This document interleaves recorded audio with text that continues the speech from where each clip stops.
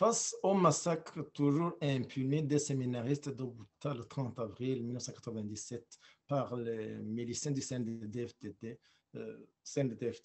aujourd'hui au pouvoir, nos souhaits, nous les adressons bien sûr aux autres, pas au CNDD-FDD, parce que, voyez-vous, nous restons conscients qu'on ne peut pas être victime du CNDD et en même temps lui adresser nos doléances, fut-il au pouvoir. Par contre, nous demandons instamment, comme naguère, aux Nations Unies, parce que ce sont elles qui ont en charge la répréhension et la prévention du crime de génocide, d'exercer son poids pour que les auteurs de ce crime soient traduits en justice. Cette attaque ignoble a été revendiquée par le CNDD-FDD. Le CNDD-FDD avait une hiérarchie, outre qu'il est responsable de tout ce qui a été commis comme massacre, comme crime lors de cette période, c'est qu'il est en mesure d'identifier les auteurs de telle ou telle autre atrocité à tel ou tel autre endroit.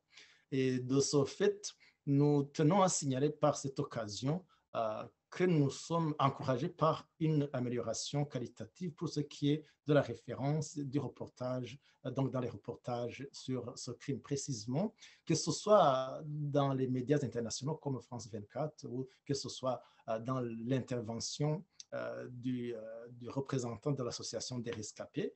Et il y a une référence moins floue quant aux auteurs, mais de là à ce que nous ayons les noms ou bien les responsables, il y a encore un pas à faire.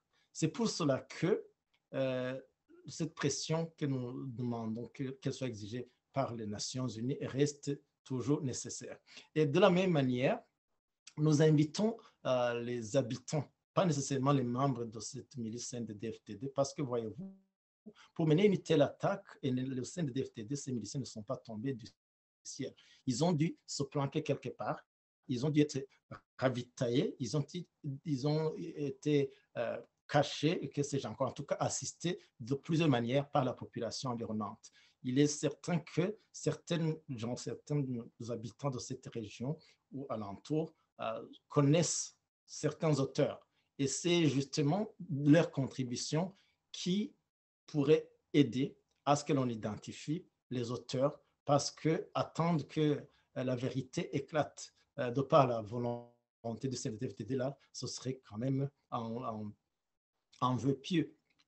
Et enfin, donc, nous invitons en plus les médias à ne plus se limiter à la seule mention des soi-disant rebelles. Alors, tout d'abord, ils ne pouvaient pas être rebelles parce qu'il y avait leur propre représentants politiques du Front Debout qui étaient au pouvoir.